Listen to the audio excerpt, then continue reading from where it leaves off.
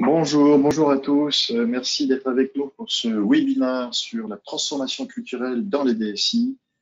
On est ravis de vous accueillir pour ce webinaire spécial DSI. Deux mots peut-être pour vous expliquer qui nous sommes. Alors, peut-être que certains d'entre vous nous connaissent et d'autres nous connaissent un peu moins bien. Donc, nous sommes le cabinet Juliet Sterwen. Nous sommes issus de la fusion de deux cabinets en 2015 qui étaient Bernard Juliet, qui était spécialisé dans les ressources humaines, et le cabinet de stratégie organisation Sterwen. Aujourd'hui, nous sommes 450 collaborateurs. Nous faisons un petit 65 millions d'euros en 2019. On verra bien ce que donne 2020. Et en l'occurrence, nous avons 18 expertises qui vont à la fois des expertises liées au people, et puis des expertises liées à l'organisation, à la stratégie, et puis des expertises liées au digital. Et entre autres, on a une activité qu'on appelle conseil au DSI. Que vous voyez ici, SI et levier technologique. Et pour la représenter, je vais passer la parole à Nicolas qui représente cette activité et qui l'anime justement au sein de Juliet Sterwen. Nicolas, peut-être quelques mots et surtout pourquoi ce séminaire aujourd'hui, pourquoi cette thématique? Oui, bonjour à toutes et à tous. Merci Julien. Alors, je co-anime au sein de Juliet Sterwen une équipe d'une quarantaine de consultants dont le cœur de métier est d'agir auprès des DSI et de la fonction SI d'une manière générale pour aider à améliorer les performances. Depuis bien longtemps, une quinzaine ou une vingtaine d'années pour certains que nous pratiquons ce métier, on a pu, au contact des DSI et de leurs équipes, se forger en trois grands constats. Le premier est une évidence, c'est que le rythme des évolutions technologiques auxquelles sont soumises les entreprises est extrêmement important, et les DSI dans cette affaire-là sont au cœur de cette tourmente, qui est certes très excitante, mais qui est aussi bien souvent très troublante.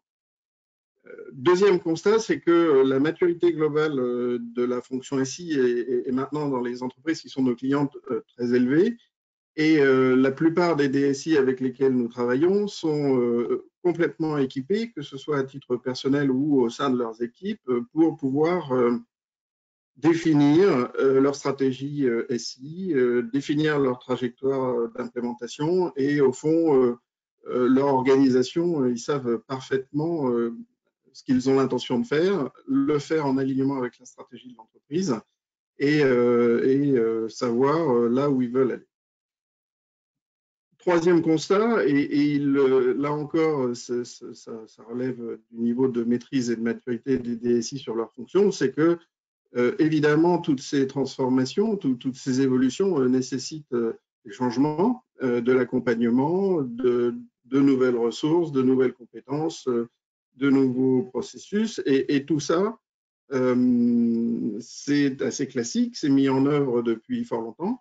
Et ce qu'on constate, c'est que la conduite du changement n'est jamais oubliée quand les DSI font leur projet de transformation.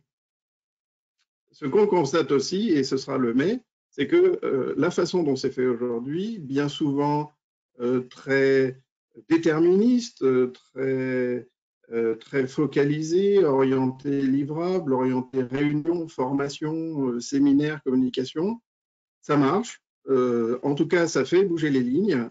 Ça fait bouger les lignes plutôt vite d'ailleurs, puisque les collaborateurs, parfois fatigués, mais en tout cas habitués à ce genre de conduite du changement, eh bien, jouent le jeu et apprennent les choses, font changer un certain nombre de choses au sein de leurs pratiques et de leurs habitudes. Cependant, ce sont souvent des changements superficiels et qui ne permettent pas aux DSI, ni aux entreprises dans leur ensemble d'ailleurs, de parvenir à des évolutions en profondeur sur des évolutions de rupture et des raisonnements extrêmement différents de ceux qui étaient ceux du passé. Résultat des courses, eh bien, après quelques mois de conduite du changement, on voit des évolutions, mais qui s'étiolent gentiment en quelques années, et on revient au business as usual, comme c'était avant, ou en tout cas pas tellement différent. Notre conviction forgé sur ces constats, c'est que nous devons aider les DSI, et les DSI, d'une manière générale, doivent obtenir des changements qui sont des changements profonds, des changements inscrits dans la façon dont tout le monde travaille au sein de la fonction. Et pour nous, il s'agit de mener ce que nous appelons une transformation culturelle de la fonction SI, une transformation culturelle des DSI. Et c'est bien pour ça que nous avons voulu organiser ce webinaire, aidés en cela par nos invités qui l'ont fait dans leur périmètre, et je les en remercie vraiment.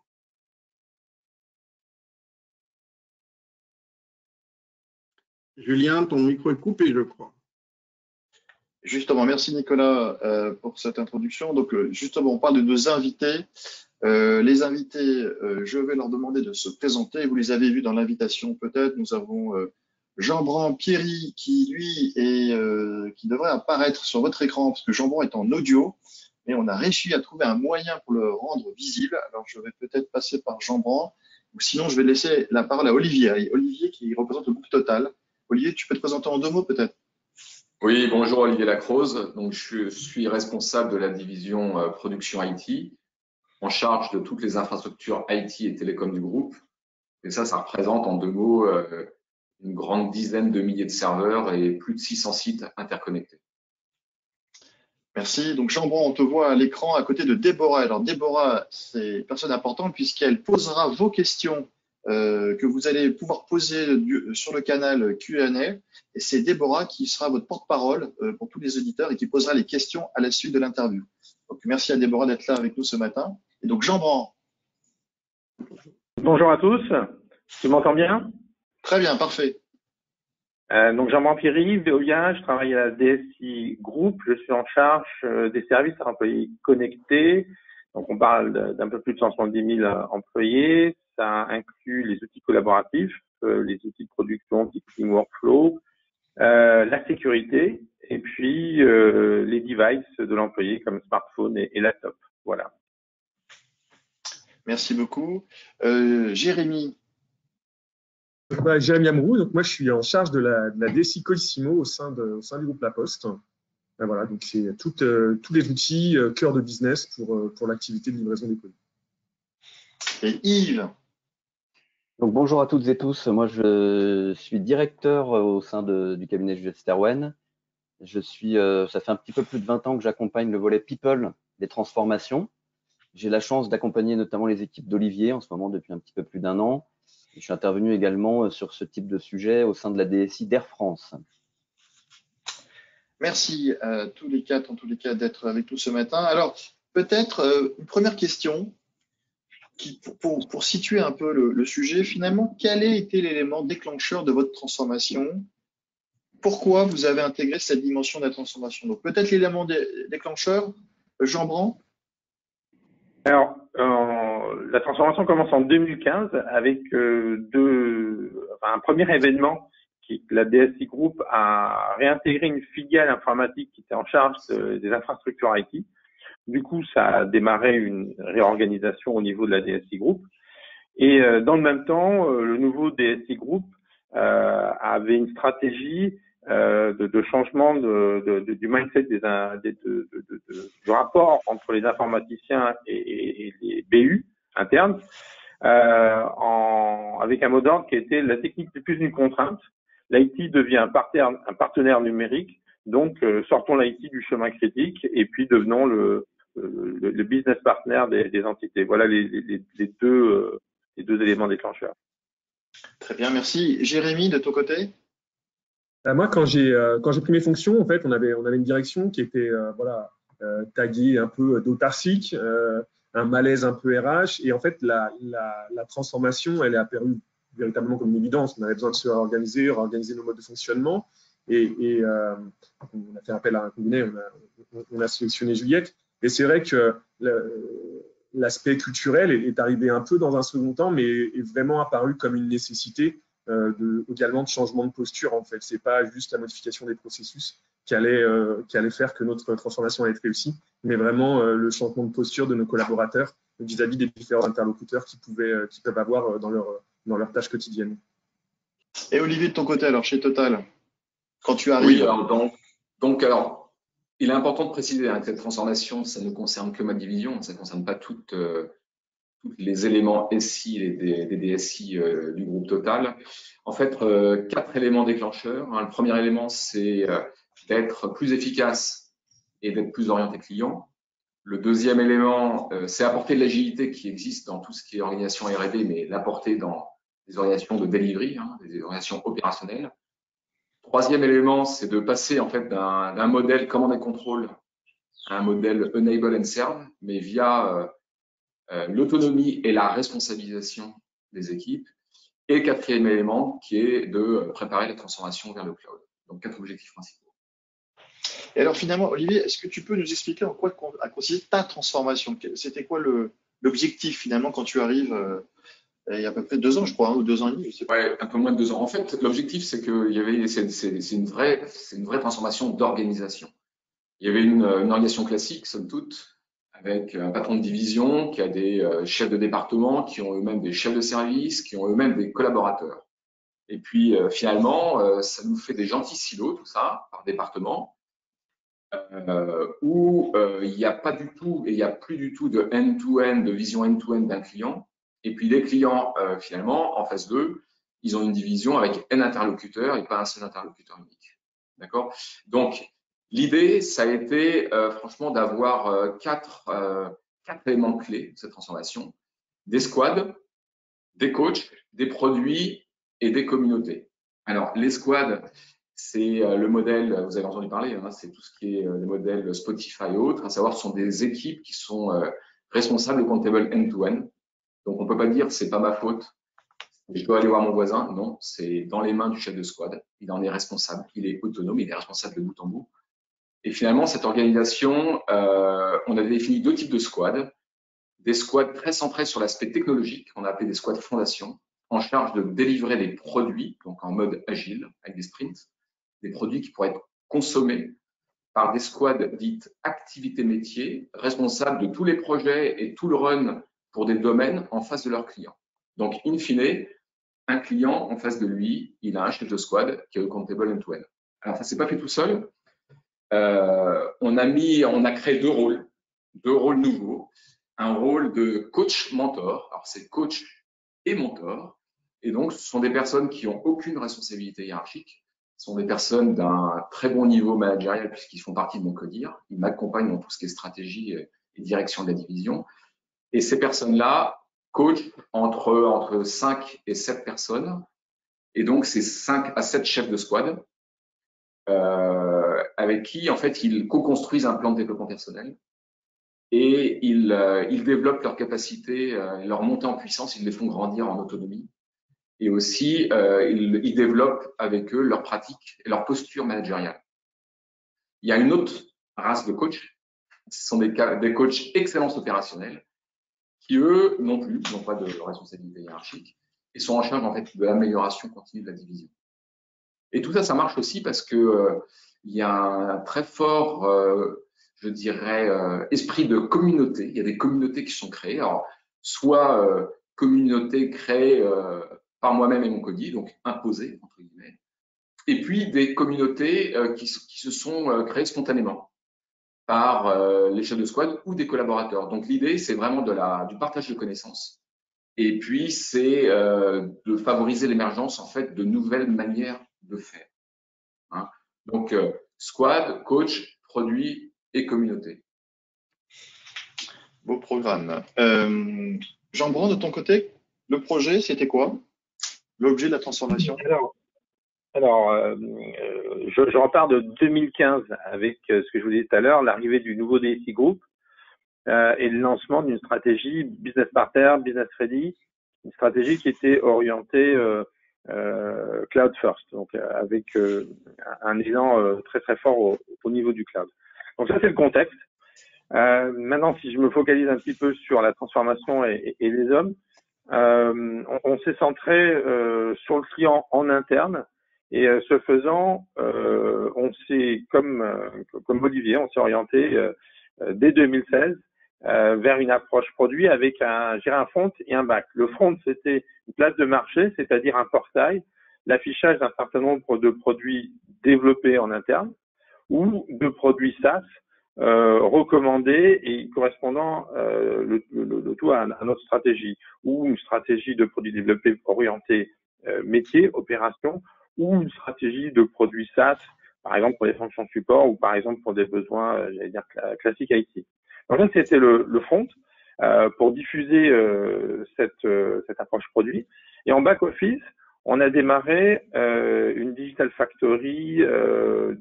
La première, c'était en mai 2016, avec des experts cloud de type développeur et des experts cloud de type SaaS, IaaS, donc des experts techniques, chacun œuvrant ou au développement d'un produit ou au déploiement d'un produit SaaS avec des besoins de maximisation d'usage. Encore une fois, on parle de 177 000 employés. Donc, lorsqu'on maximise l'usage, on peut avoir une efficience et un retour très intéressant. Donc, pour ma part, en 2016, donc je fais la première factory digitale. Je pars de 15 experts. Au début, on n'était pas très nombreux à avoir un minimum de compétences sur le sujet. 18 mois plus tard, on est quand même une centaine. On initie donc en termes de fonctionnement. Je suis pas forcément très orienté méthode, mais par contre, j'ai donné beaucoup, j'ai pratiqué beaucoup tout ce qui est collaboration et management, avec justement la mise en place de nouvelles pratiques, toutes orientées autonomie et responsabilité. Autonomie et responsabilité, ça va être les deux mots-clés pour ma part. Et donc les résultats ont été d'abord une attractivité bien plus importante de l'équipe, alors qu'en 2016, lorsqu'on part, moi je fais face à pas mal de démissions parce que à l'époque l'informatique interne n'était pas super attractive. Et puis j'ai envie de finir ce pitch par une chose très importante pour moi, c'est que dès le début, je me suis fait accompagner. Pour se transformer, il faut se faire accompagner. Et pour information, au bout de 5 ans, aujourd'hui, je me fais toujours accompagner. Ça peut être un coach sur certaines pratiques pour continuer à pérenniser ces pratiques collaboratives avec toutes les équipes ou ces pratiques de management avec des squad leaders, avec des product managers et ainsi de suite. Voilà un petit peu le pitch rapide.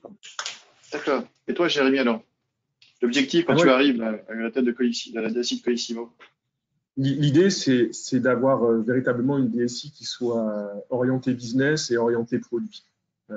Voilà, il y avait deux vertus. Un, c'était aussi réinternaliser une partie des compétences.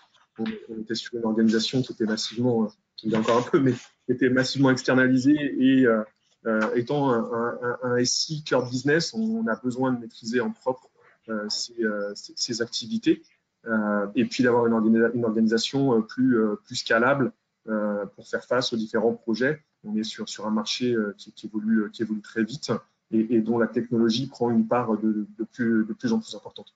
Donc, on est parti sur une organisation produit, donc avec 2 pôles produits, un tourné plutôt autour des opérations et un plutôt tourné autour du client, avec des gens qui sont vraiment incentivés sur la performance IT de leurs produits, mais aussi sur l'impact qu'ont leurs produits sur le business. Puis, on a 4, on va dire, départements plus support, si je n'aime pas trop le mot, mais un département sur le pilotage, un département avec tous les développeurs et l'architecture technologique, un département avec tout ce qui est data et urbanisation et un département autour des infrastructures. L'idée, c'est que chacun puisse aussi s'épanouir dans sa zone d'expertise. Un développeur n'a pas besoin de devenir chef de projet pour grandir au sein de l'organisation. Il peut devenir développeur senior, tech lead, etc. Donc ça, c'est l'esprit. Et par contre, ça nécessite un vrai travail transverse parce que chaque projet, chaque évolution nécessite un petit peu de l'expertise de chacune des équipes. L'objectif derrière, c'est vraiment l'épanouissement des collaborateurs parce que leur épanouissement fait que l'organisation est performante et délivre une valeur plus rapidement qu'elle le fait. Et on a vraiment poussé cette vision du produit. J'aime bien l'illustrer par la notification. On avait chez Colissimo une centaine de notifications, des verts, des jaunes, des oranges, des violettes, des verts. C'est vrai que d'avoir un responsable produit binommé avec avec une personne du métier, ben, ça permet à la fois de sécuriser l'organisation en cas de départ, parce que ce binôme qui travaille régulièrement ensemble rend l'organisation plus résiliente. Et puis, on a vu une amélioration nette de l'expérience client par des modifications qui sont beaucoup plus pertinentes qu'elles pouvaient l'être par Justement, Jérémy, par quoi, finalement, qu'est-ce que tu as déclenché? Par quoi tu as commencé quand tu t'es lancé dans cette transformation? On a fait un premier séminaire où les maîtres mots, jusqu'à récemment, avant qu'on peigne les murs, étaient encore présents sur les murs. C'est l'ouverture et la confiance. Si on ne génère pas de la confiance vis-à-vis de nos partenaires, qu'ils soient internes ou externes, on aura toujours un souci. Donc, ça veut dire beaucoup de bienveillance, ça veut dire beaucoup de transparence, ça veut dire de la fiabilité. On doit tenir les engagements qu'on prend pour générer en fait un autre type de relation et encore une fois plus de performance. Et le deuxième qui a été voilà, il y a une conduite du changement qui est très normée au sein du groupe La Poste et sur laquelle on s'est vraiment appuyé, mais c'est vraiment une logique de co-construction, c'est-à-dire qu'on a donné une direction et les équipes ont co-construit l'organisation en fait qui leur convenait. Je pense que on a pu parler de l'épuisement des équipes, etc. Je suis sûr qu'elles ne travaillent pas moins aujourd'hui. Par contre, l'état d'esprit dans lequel elles le font que voilà, elles ont un autre ressenti vis-à-vis des tâches qu'elles exécutent au quotidien. D'accord. Et Olivier, toi, de ton côté, par quoi tu as commencé? En fait, avant même de démarrer, moi, je suis arrivé à l'exécution. Enfin, je suis récent dans le Total, je suis arrivé en septembre 2018. Donc, en fait, mon prédécesseur avait fait une démarche de co-construction de cette transformation, à savoir que l'idée, bien sûr, est venue du top.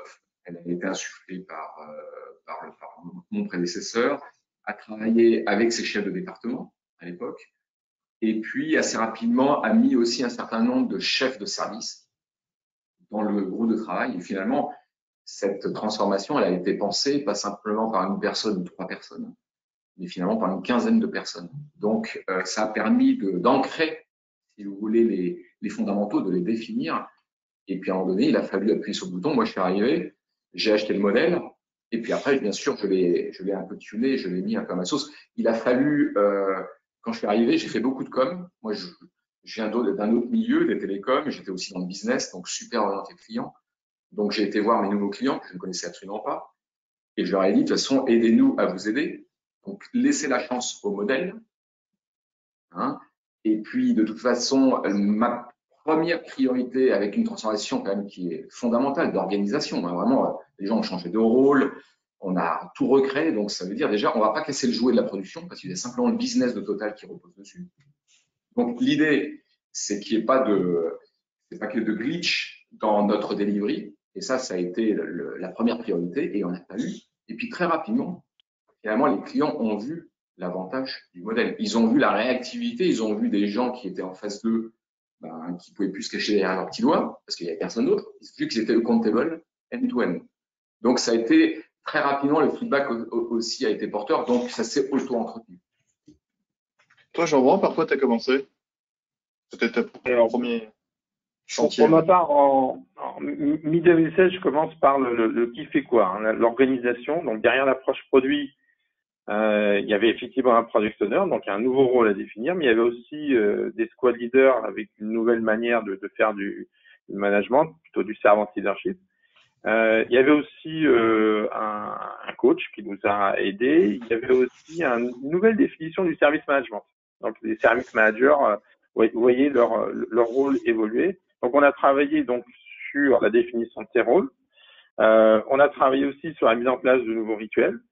Et on a travaillé sur la mise en place d'artefacts. Donc, en 2016, c'était des visual management board avec des post-it. Aujourd'hui, j'ai 4 squads qui fonctionnent entièrement en digital. Voilà, on passe par différentes étapes. Alors, en plus de tout ça, on a quand même mis en place une culture de la mesure. C'est-à-dire que tout le monde, pour chaque produit, a un dashboard. Et il sait en parler à n'importe quel client, n'importe quel manager ou n'importe quel partenaire externe. Il utilise son dashboard. On a aussi mis en place l'optimisation financière sur le cloud avec tous les experts SaaS, IaaS ou PaaS. Et en fait, l'optimisation financière n'est pas juste limitée à une personne. Tout le monde est conscient qu'il impacte l'aspect financier. Donc ça, c'était assez nouveau par rapport aux experts, des silos classiques. On a énormément travaillé sur la maximisation de l'usage, j'en ai déjà parlé. Encore une fois, c'est important, dès qu'on est en charge d'un produit et qu'on travaille à l'échelle de 170 000 clients, si ces 170 000 clients savent plus utiliser un produit, bah, c'est des gains pour l'entreprise qui sont très conséquents. Voilà. On a introduit aussi des pratiques comme le co-développement.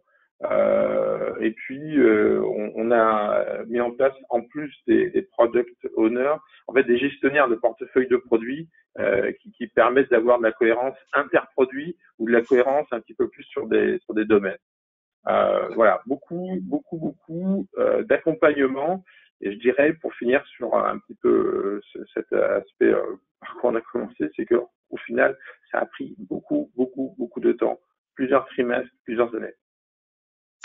Est-ce que tu as, finalement, pour les personnes qui se disent, qui nous écoutent et qui disent, tiens, bah, moi aussi, j'aimerais bien intégrer cette dimension dite culturelle, est-ce que tu as eu des bonnes et des mauvaises surprises? Enfin, est-ce que tu as 2-3 anecdotes sur des choses auxquelles tu t'attendais qui ne se sont pas passées et puis des choses auxquelles tu t'attendais pas qui se sont passées, par exemple? Alors, plusieurs bonnes surprises. La première, c'est que la DSI Group a intégré le comité de direction du groupe Veolia pour la première fois. Excellente surprise, mais très importante, évidemment. La seconde, c'est que l'approche produit, on en parle tous, mais vraiment, l'approche produit a été un véritable levier pour bousculer les habitudes organisationnelles, pour bousculer les vérités ou les manières de penser classiques. Encore une fois, autonomisation, responsabilisation sur le contributeur individuel apporte énormément sur de la motivation, sur le recrutement des talents. Je me rappelle, je suis parti de 15, c'était le maximum de ce qu'on pouvait faire à l'époque. Puis finalement, on est monté jusqu'à une centaine en à peine 18 mois.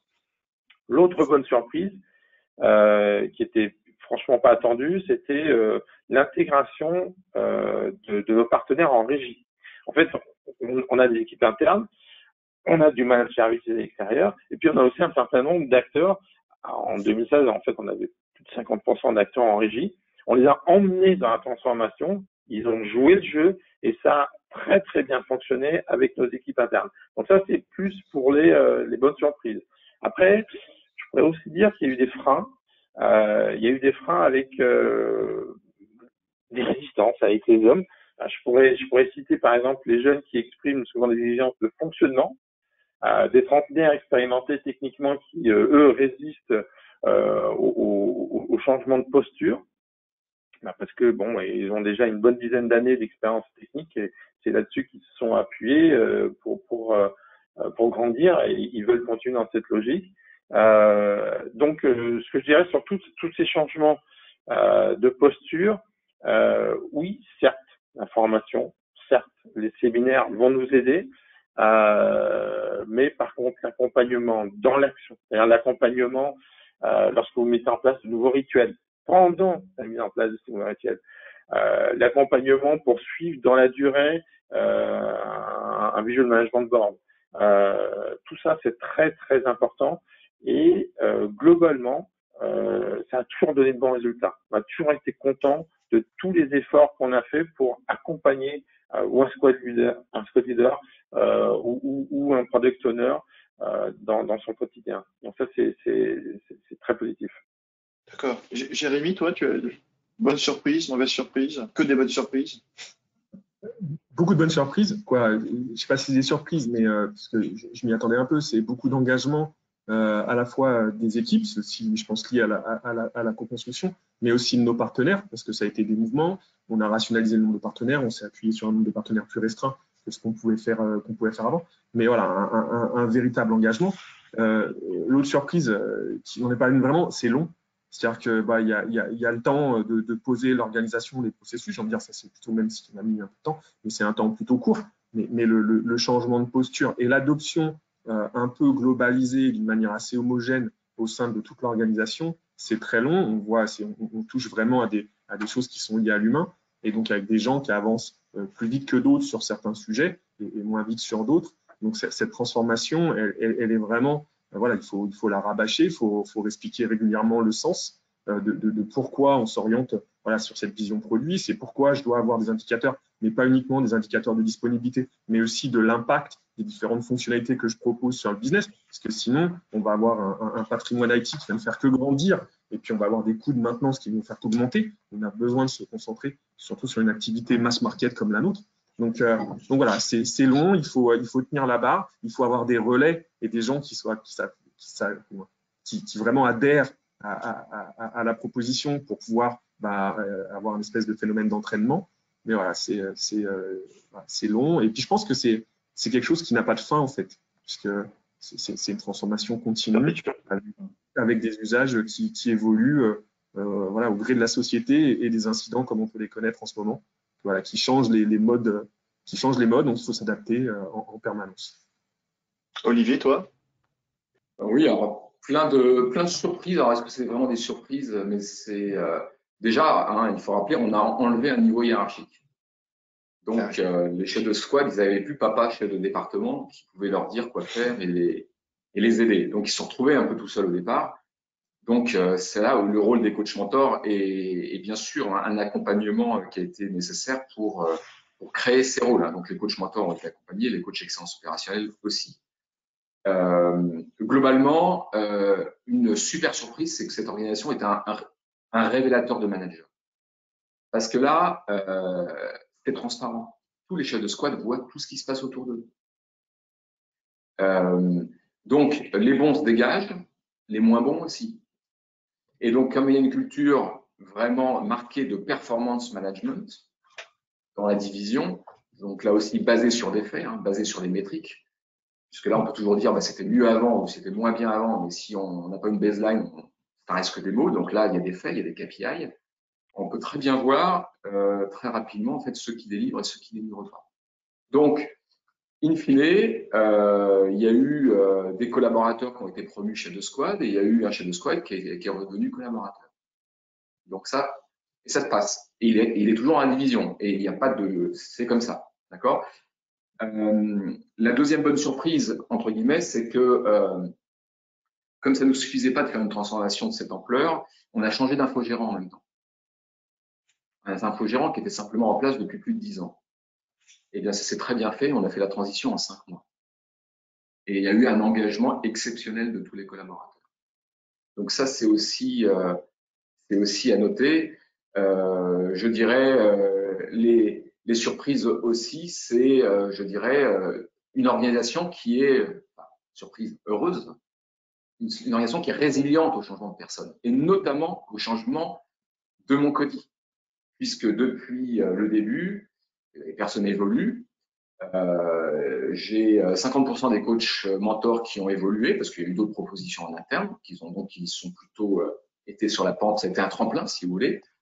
Et puis aussi des coachs excellence opérationnelle. Donc finalement, une organisation si vous voulez qui avait été quand même pensée, qui avait été co-construite, on pouvait se dire ça marche parce que les gens sont toujours là, parce que c'est ceux qui l'ont pensé qui le délivrent. Eh bien non, fort heureusement, finalement ça a résisté au changement de personnes et donc on voit bien que le socle, la fondation, je dirais, de la transformation est très solide. Donc ça, c'est super encourageant. C'est très bonnes surprises. Des mauvaises surprises, il y en a eu aussi. Hein. Il y a eu aussi de la résistance, bien entendu. Donc l'idée, hein, c'est d'accompagner, c'est de faire parler. Donc finalement, on a bien vu qu'il y avait des poches de résistance, il y avait des choses qui se passaient pas si bien. Donc on a ouvert la parole. Donc il y a une grande liberté de parole.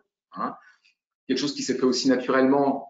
Si vous voulez, moi j'ai 20 direct reports, donc by design, je suis au courant pas du tout de tout. Donc là aussi, bonne surprise, c'est que les modèles, les flux de communication ont arrêté de faire que du top pour un DSI de branche vers moi, etc. Et après ça redescend. Non, maintenant ça va direct aux gens qui savent. Donc on gagne du temps et on fait plus de waste je dirais, de communication. Et cerise sur le gâteau, mes chefs de squad s'autogèrent. Donc, ils ont créé ce qu'on appelle un coop, un comité opérationnel. Et donc, ils s'autogèrent. Moi, j'y suis pas, mon code n'y est pas. On a quelquefois un compte rendu, mais ils discutent et ils arbitrent leurs priorités. Et juste dernière chose, on a ce qu'on a appelé un collectif managérial de 26 personnes. Donc, c'est tous les managers. Et je fais un cockpit, ce qu'on fait un staff meeting toutes les semaines avec 26 personnes. Et ça se passe aussi là très bien. Donc tout le monde est alimenté. Donc les flux de communication sont super rapides et les flux de décision sont super rapides.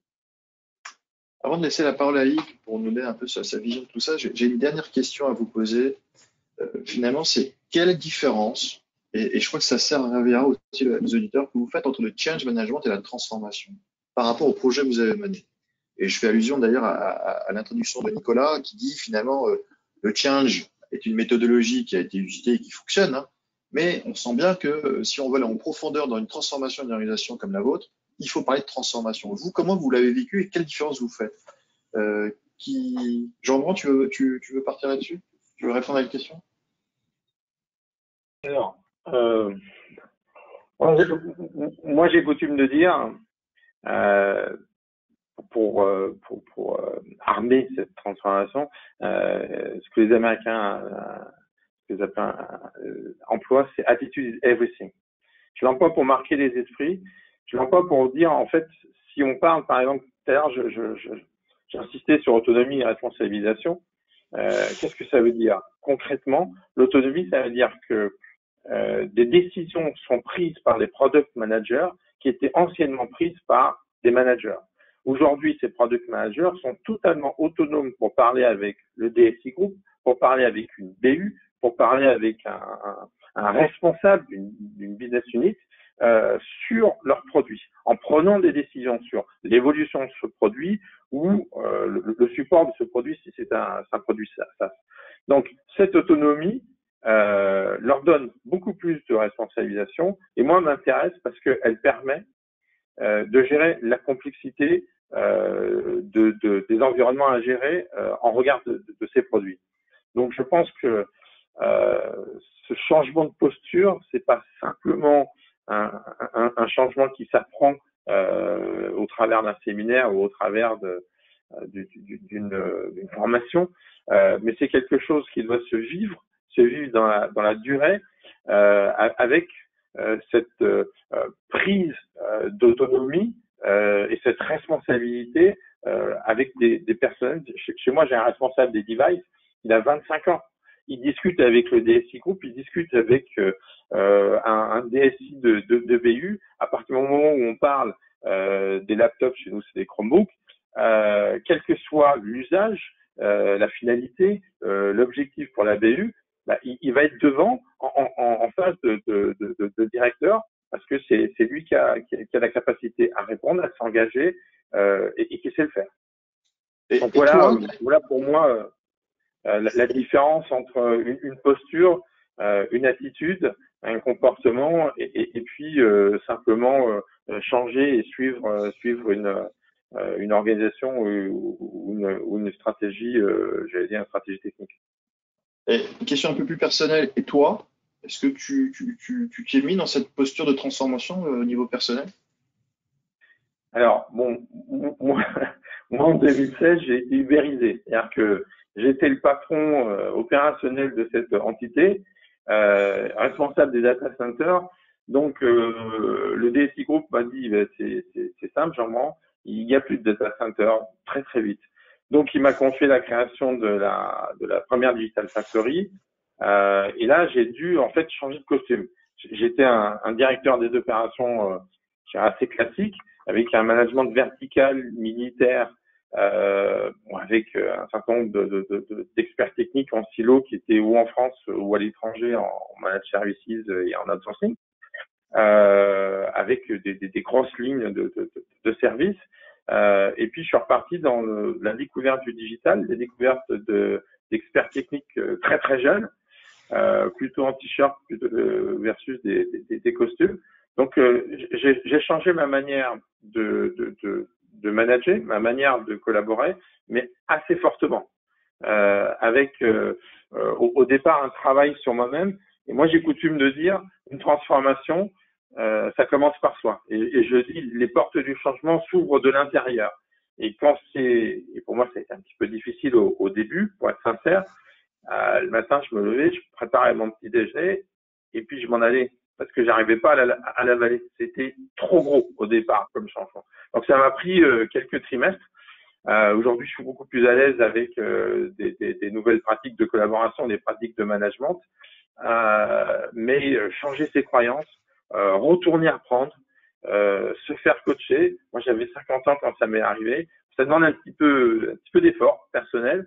En revanche, aujourd'hui, je travaille avec un relationnel avec les équipes qui est complètement différent et je suis vraiment très très heureux.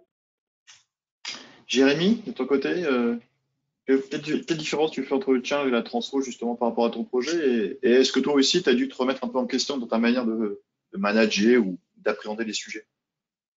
Sur la différence entre le change, c'est vrai que le change, on l'applique beaucoup, surtout dans l'informatique, avec le déploiement d'outils, avec des méthodes, train the trainer, etc. C'est quelque chose de très descendant et de très directif.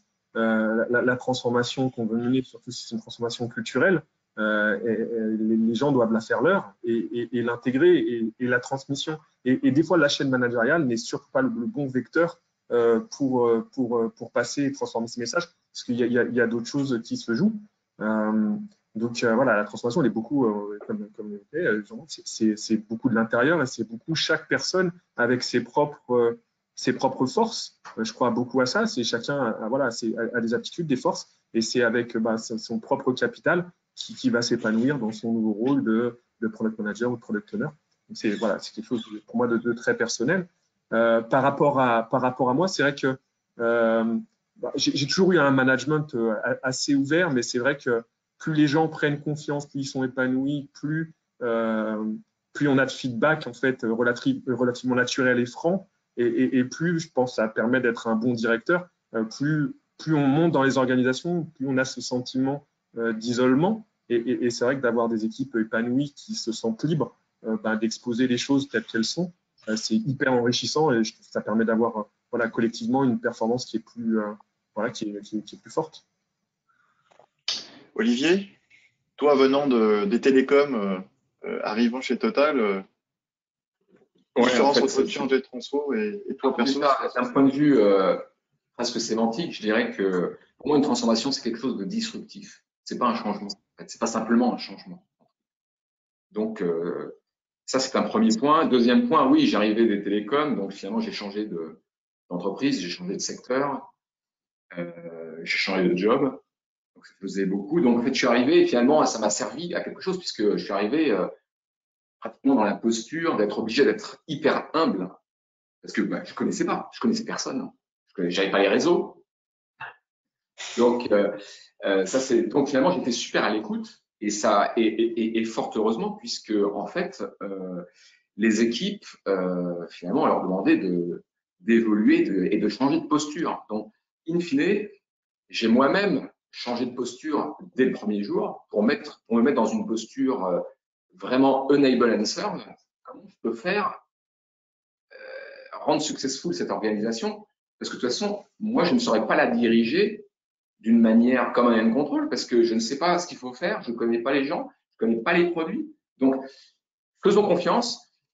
Il y a un codie qui m'a l'air bien, et je me suis appuyé vraiment beaucoup sur le codie, donc des décisions qu'on a prises d'une façon non pas collégiale, mais au moins à la majorité. Et puis voir aussi je dirais les collaborateurs, les chefs de squad, se transformer. Et finalement, je me suis transformé moi-même. Donc, c'est assez intéressant en effet de se mettre sur le divan et puis de réfléchir aussi à soi-même par rapport à ce qu'on fait aussi des équipes. Encore une fois, ceci, finalement, parce que les clients se sont transformés aussi quelque part. Parce que ils ont vu le modèle.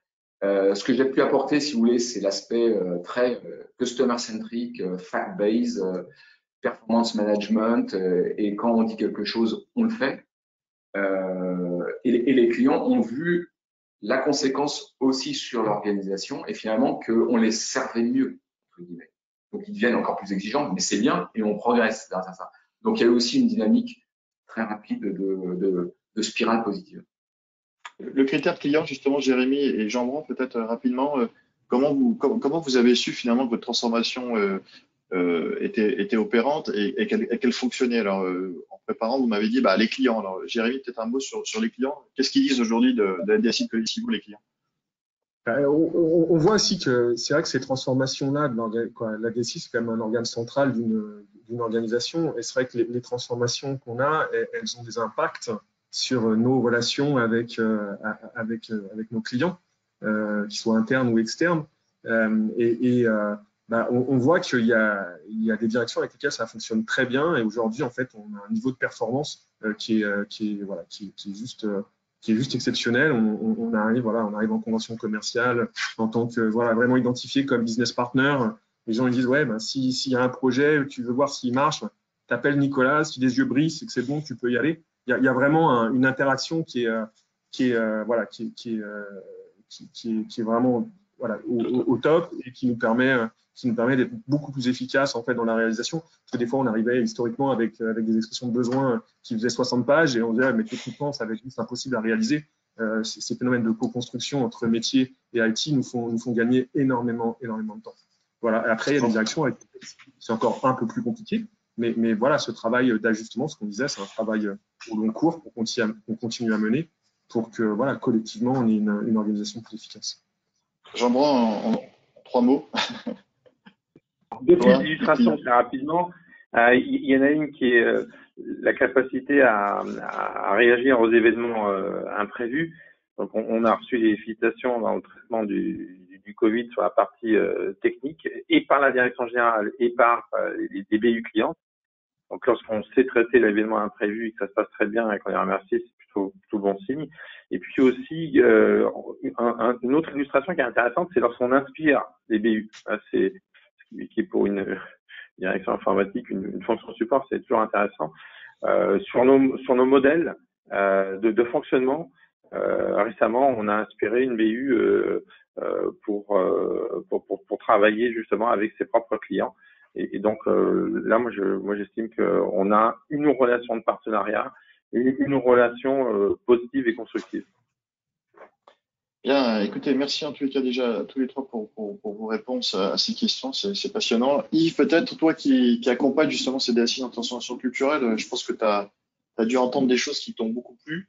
Donc je te laisse peut-être faire une petite synthèse. Ouais, merci à toi, Julien. Merci encore à vous de l'authenticité de vos témoignages.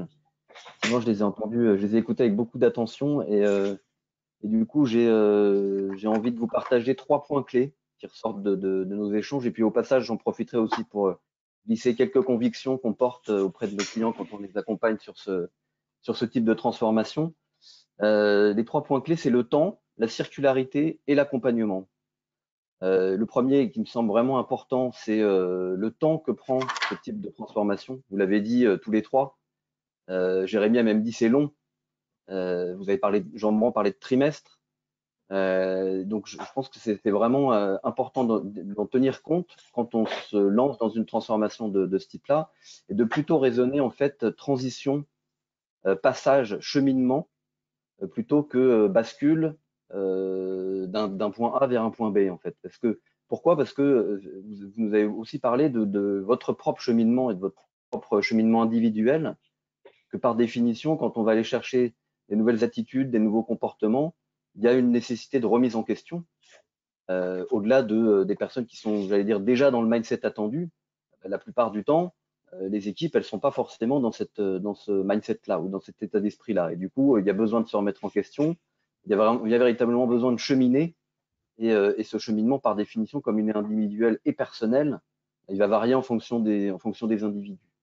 Qui plus est, comme il y a aussi besoin de pouvoir mettre en place une dynamique collective, forcément, elle va se mettre en place aussi de façon progressive. Et donc, encore une fois, la notion de transition et d'accompagner une transition, elle me semble fondamentale.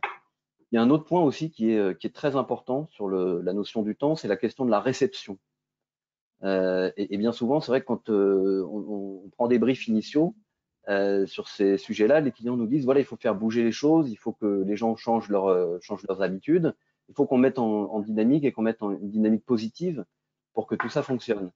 Et bien souvent, ce qu'on oublie d'anticiper, c'est là qu'on peut avoir une valeur ajoutée, c'est le temps de la réception, c'est-à-dire À partir du moment où on a su générer l'engouement, créer de l'envie, de l'enthousiasme, dépasser des freins, aller au-delà des peurs, et qu'on est dans un projet de transformation, après le but du jeu ultime, c'est bien que ces nouvelles habitudes, ces nouveaux comportements, ils s'inscrivent entre guillemets dans le run de chacun. C'est ça ce qu'on appelle la réception. En fait, comme dirait l'autre, ce qui compte, c'est pas la chute, c'est l'atterrissage. C'est comment est-ce que demain, je peux me dire, bah, finalement, j'ai bien raison de fonctionner comme je fonctionne maintenant, et j'en ai tellement raison que c'est devenu un réflexe, une habitude. Et ça, je dirais que pour faire le lien avec la culture de la mesure, je pense que c'est important aussi de se donner les moyens de mesurer là où en sont les gens dans leur propre évolution et où est-ce qu'ils en sont de leur réception. Et du coup, de le penser dès le départ, en fait, d'entrée de jeu, de se dire qu'est-ce que je mets en place. Alors évidemment, on n'est pas sur des KPI hard, on est vraiment sur du soft. Mais qu'est-ce qu'on met en place pour prendre régulièrement la température? Et je vois que Jérémy, tu hoches ta tête. Et effectivement, il y a aussi un impact sur les KPI hard, mais pour véritablement saisir, prendre la photo de là où en sont les gens dans leur propre transformation individuelle, c'est important de pouvoir se doter d'outils de mesure et de régulièrement prendre la photo, prendre le pouls en fait du corps social pour voir en fait ce qui n'a plus besoin de bouger et puis ce qui a encore besoin de bouger. Le deuxième sujet, c'est la question de la circularité. Alors quand on parle de circularité, c'est comment est-ce qu'on arrive à raisonner écosystème dans la transformation et comment est-ce qu'on arrive à être en mode itératif. Moi, ce que j'ai entendu de ce que vous nous avez dit, c'est que tous, vous avez cherché dès le départ à embarquer les clients, vos clients de la DSI en fait. Et pas de vous dire, bah, je vais commencer par transformer mon organisation de l'intérieur, et puis une fois que j'aurai une organisation qui roule parfaitement par rapport au fantasme que j'ai des attentes de mon client, et bah, tout va bien fonctionner. Bien au contraire, je pense que là c'est fondamental aussi, c'est embarquer les clients dès le démarrage parce que c'est aussi eux qui donnent le cap des évolutions attendues en fait. Ça me fait penser à une expérience que j'ai eue. Alors c'était pour une fonction RH qui justement se posait beaucoup de questions et se disait, enfin, on n'était pas loin de la flagellation. En mode, nos clients, ils ne sont pas satisfaits de nos procédures, on n'arrive pas à recruter dans les temps, on n'est pas bon sur la gestion des carrières. Enfin, bref. Et finalement, je leur ai dit, mais écoutons le client. C'est quoi la voix du client? Du coup, il y a une enquête qui a été mise en place et on s'est rendu compte que l'image du besoin client tel qu'il était projeté par la fonction RH, la fonction était beaucoup plus exigeante vis-à-vis d'elle-même que ne l'était son propre client. Et du coup, il y a vraiment eu un effet d'atterrissage sur c'est quoi les vrais enjeux de notre transformation et sur quoi on a besoin de progresser, sur quoi est-ce qu'on est attendu en premier. Donc ça, du coup, c'est très important de démarrer avec les clients et de les impliquer, de les embarquer, de les écouter, d'aller chercher du feedback dès le départ de la transformation. De la même façon, avec le top management, il y a aussi un enjeu fort à aller chercher de l'engagement, pour que vous ne soyez pas les seuls à vous transformer, que votre transformation elle puisse être bien sponsorisée en fait par l'ensemble du top management. Ça, c'est important aussi de le faire dès le départ.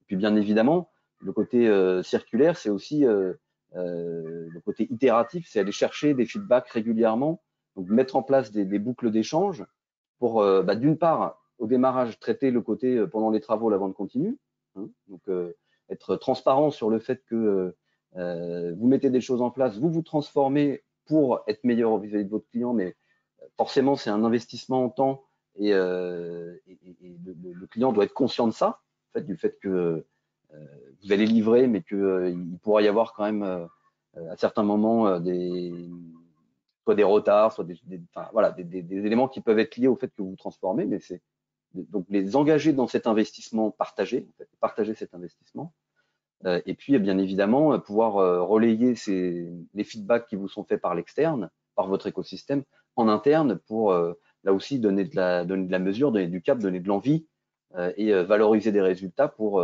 entretenir cette dynamique qui, comme on l'a dit précédemment, c'est une dynamique au long cours, c'est long, et donc il y a besoin de régulièrement pouvoir insuffler, redonner du souffle, redonner du sens et encourager, valoriser les équipes en leur faisant un retour sur la production de leur propre transformation. Et puis le troisième point, c'est l'importance de l'accompagnement. Alors Jean Brandt, tu en as beaucoup parlé, mais pas que. Jérémy aussi et Olivier également. Il y a la nécessité d'accompagner les managers qui ont un rôle à jouer. Alors certes, c'est pas les seuls à avoir un rôle à jouer et bien évidemment, il faut aussi aller chercher des relais parmi l'ensemble des équipes pour peut-être à certains moments aussi mettre les managers face à leur propre, enfin les confronter à leurs propres limites de leur mode de fonctionnement actuel et les amener aussi à se transformer. C'est un peu l'effet tenaille. Mais il y a un vrai enjeu à faire en sorte que les managers puissent développer une dimension servant leader. C'est ce que tu disais, Jean-Bran, c'est-à-dire je me mets au service des collaborateurs pour accompagner leur propre transformation et accompagner leur propre changement d'attitude et de comportement. Et du coup, pour nous, ce qui est important dans cet accompagnement, c'est d'une part de partir de là où en sont les managers, donc d'avoir quelque part un discours de vérité et de créer, comme tu disais Olivier, des espaces d'écoute qui permettent de se dire, même si ça peut être un peu frustrant pour un Cody qui est déjà dans la transfo depuis 6 mois, d'entendre ses managers dire ouais, mais en fait c'est pas très clair, et puis vous nous avez dit qu'on était autonome, mais en fait il y a plein de trucs sur lesquels on n'a pas de marge de manœuvre.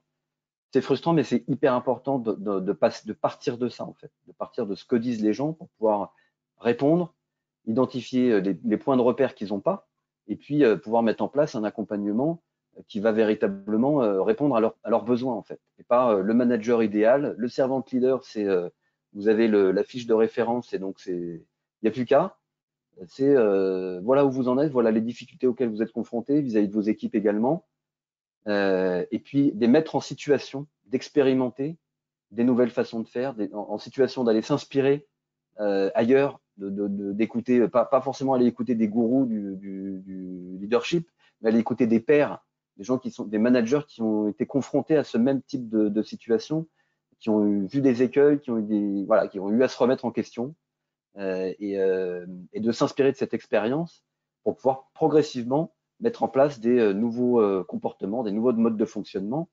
Et une fois que ces comportements et ces modes de fonctionnement sont mis en place, utiliser aussi des REX, enfin ritualiser même des REX, retours d'expérience, pour faire prendre conscience aussi aux managers et aux collaborateurs, ça marche aussi pour les collaborateurs, qu'ils sont en train d'évoluer, ils sont sur le chemin, et vraiment les amener à prendre conscience de là où ils en sont pour se dire progressivement comment est-ce que je continue à avancer pour aller jusqu'au stade réflexe et à la réception qui, je finirai là-dessus, c'est le mot-clé, c'est comment est-ce qu'on anticipe et on gère la réception. Merci beaucoup. Yves, alors je sais qu'il y a eu beaucoup de questions, alors j'espère que vous aurez encore 10 minutes peut-être pour rester un peu avec nous, pour répondre à quelques questions, ou 2-3 questions peut-être, Déborah. On va voir si le timing le permet. Déborah, je te passe la parole. Oui, alors j'ai déjà une première question qui revient un peu sur le côté très pragmatique, en fait, qui tient à l'ADN de la DSI. On est plutôt dans une culture d'ingénieur et comme le disait Yves, parfois les briefs peuvent être un peu compliqués, voire s'installer dans un dialogue de sourds, parce que quand on parle de transformation, eh bien, on peut nous répondre au sein de la DSI, quels sont les livrables. Donc la première question, c'est de savoir comment vous, Olivier, Jean-Bran et Jérémy, vous avez pu impulser quelque chose, commencer à ouvrir la discussion vers la transformation. Comment ça s'est passé vis-à-vis de vos interlocuteurs? Oui, sachant que on est sur un peu du soft, quoi. Hein, donc, il n'y a pas de livrable forcément. Olivier, tu veux répondre à la question? Oui, vous savez, c'est comme quand on remplit des enquêtes. Vous savez, il y a des enquêtes, il y a des questionnaires à choix multiples. Alors ça, en général, moi, ça m'intéresse absolument pas. Mais ce qui m'intéresse, c'est les verbatims. Ça, c'est ça le plus important. Donc là, j'aurais envie de dire, le livrable, c'était pas forcément des KPI et autres, c'était ce que disaient les clients. Voice of the customer. Qu'est-ce que tu penses? Toi, tu vois ça maintenant en face de toi. C'est quoi ton feedback? Est-ce qu'on est dans la bonne direction? Est-ce que tu vois une amélioration? Et pourquoi? C'est ça, en fait. Donc, ma réponse, c'est la voix du client. Jérémy, Jean-Bran, même chose? La voix du client avant tout? C'est un peu l'absurdité des fois de nos cahiers des charges et on n'a pas forcément un livrable pour pouvoir réceptionner et valider. Mais c'est vrai que les critères de réussite de ce genre de mission, ils ne sont pas du tout sur le PPT qu'on présente en CHSCT ou en comité technique. Il comme l'évoquait Olivier, sur comment les équipes ont évolué et comment la relation avec leurs pairs et leurs interlocuteurs métiers ont évolué. Donc voilà, c'est un exercice un peu obligé, et à la fois c'est clairement pas les critères de réussite de la transformation. Jean-Marc? Je dirais qu'il y a des croyances un petit peu dures qui persistent effectivement toujours dans une DSI. Moi, j'en suis un petit peu revenu des méthodes dogmatiques, du mimétisme entre différentes entreprises, des outils qui vont vous résoudre tout, où il suffit de faire une grosse campagne de formation. Je pense que on parle de comportement, d'attitude, et tout ça, c'est plutôt de l'ordre de la pratique. Donc, apprendre en pratiquant, apprendre en se trompant, apprendre avec les autres, apprendre avec ses partenaires, apprendre en transparence. Je pense qu'il y a beaucoup de choses qui peuvent évoluer au travers de ça, et non pas, je dirais, je suis un petit peu dur, mais je dirais des approches simplistes. Voilà, problème, une solution, une méthode ou un outil. Allez hop, non, c'est un peu plus compliqué. Ok. Déborah, une autre question? Oui, alors une question qui revient sur cette notion de KPI, effectivement. Comment vous avez pu mesurer les résultats obtenus? Quels ont été pour vous, en fait, vos critères en termes de qualité, de coût, d'innovation? Sur quoi vous vous êtes basé? Qui veut répondre? Jérémy? Olivier, vas-y. Oui, j'en citais un. C'est globalement, on a fait 30% de plus de projets à effectif constant, et la durée moyenne des projets a diminué de 30%. Ça, c'est un exemple.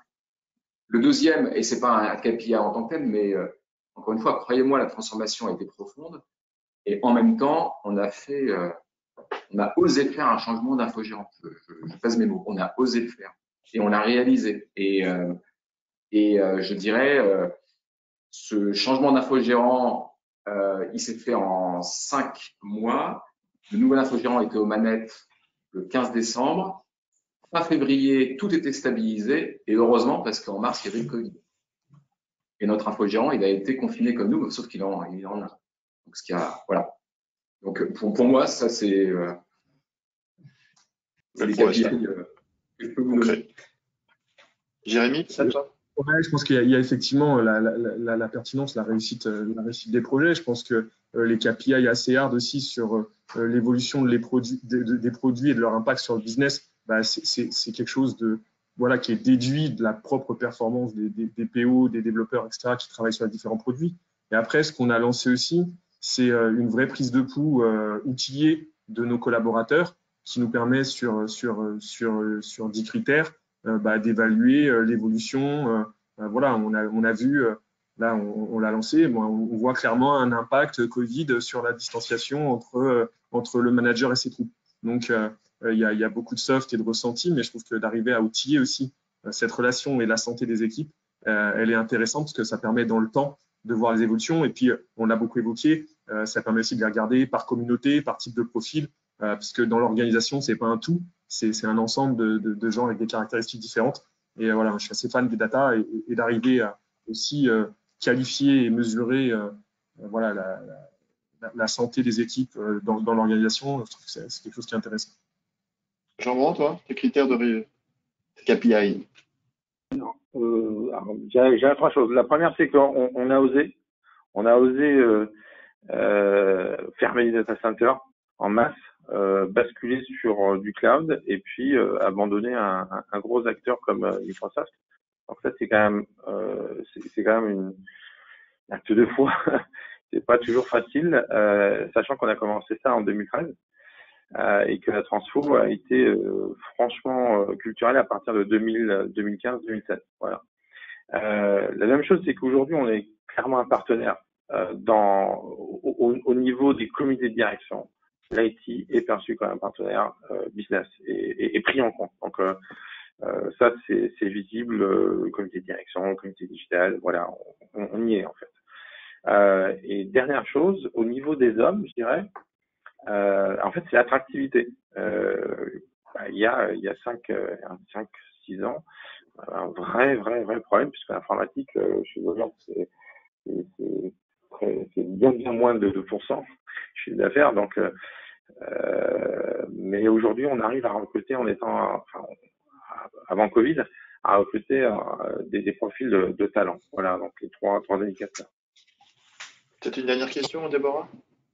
Oui, une dernière question qui parle de l'implication. Vous l'avez dit tout à l'heure que vous avez dès le début pensé votre transformation en impliquant vos clients internes et notamment les métiers. Et justement, la question, c'est comment on embarque les métiers dans cette transformation et transformation de produits aussi. Est-ce qu'à un moment donné, il n'y a pas eu une petite guerre des périmètres ou des rôles entre la DSI, les métiers? Voilà, votre organisation dans tout ça, comment ça s'est passé? Olivier? Non, parce que ça n'a pas changé les frontières, en fait, si vous voulez. On n'a pas touché au partage des responsabilités. Et en fait, quand on a utilisé les mots magiques end-to-end de comptabilité, réactivité, flexibilité, les clients, ils ont dit la promesse a l'air sympa, on va voir ce que c'est. Donc après, une fois qu'on a délivré une partie de la promesse et on est en bonne voie de tout délivrer, je dirais, ça change pas la relation avec la relation avec les clients est une relation toujours exigeante, d'accord. Maintenant, je dirais, je prends un exemple, hein, on a ouvert les communautés, on a des communautés, on les a ouvertes en interne de l'IT, et puis là on les a ouverts, je dirais, vers les clients internes aussi. Donc ils voient aussi l'intérêt finalement de mieux travailler ensemble. Donc il y a une espèce de win-win qui s'est quand même instauré. Jérémy, toi, de ton côté? Ouais, des fois, ça frotte. Ça frotte un peu plus. C'est vrai que quand voilà, des gens qui venaient d'un modèle MOA, MOE, quand la MOA a décidé, la MOE exécute. Et puis quand il y a un product manager qui dit ouais, mais en fait là, dans la logique du produit, c'est pas du tout ça, ça va pas. Ça peut choquer. Donc forcément, ça, voilà, c'est vrai que cette transformation, on l'évoquait, hein, ça va au-delà des frontières de la DSI. Et ce que je m'attelle à faire, c'est vraiment, et j'ai envie de dire, ma transformation, je l'estimerai réussie quand cette frontière métier IT sera tombée. Quand le directeur transport, il sera à côté du directeur IT transport la plupart de son temps et qui travailleront collectivement sur la performance du transport de la BU. Je pense que c'est là où on aura vraiment gagné. Forcément, il y aura des équipes un peu, ce que j'ai évoqué, avec 4 équipes support, mais sur mes pôles produits, plus la proximité et plus cette frontière métier IT sera tombée, plus on digitalisera les processus, plus on aura une entreprise performante. Donc, c'est une transformation. Il y a des métiers qui l'ont bien compris et pour qui ça se passe déjà bien. Il y en a d'autres où c'est un peu plus long. Mais voilà, je trouve que dans le monde dans lequel on vit, de saucissonner métier IT, c'est plus possible, quoi. Et donc, il faut arriver à faire tomber ces frontières. Jean-Brand?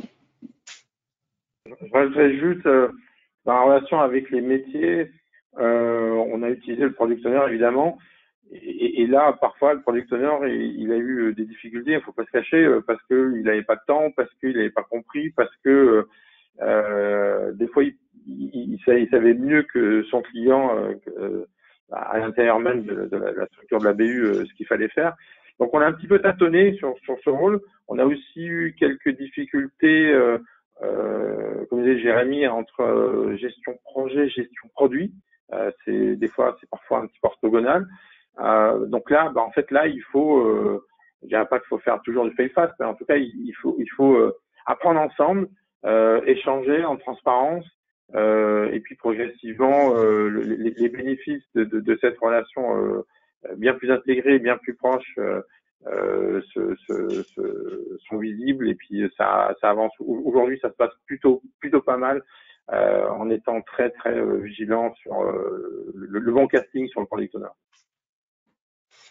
Bien, écoutez, je voulais vraiment vous remercier. C'était, je crois, très intéressant, même si on a un tout petit peu débordé, mais j'espère que nos auditeurs nous pardonneront.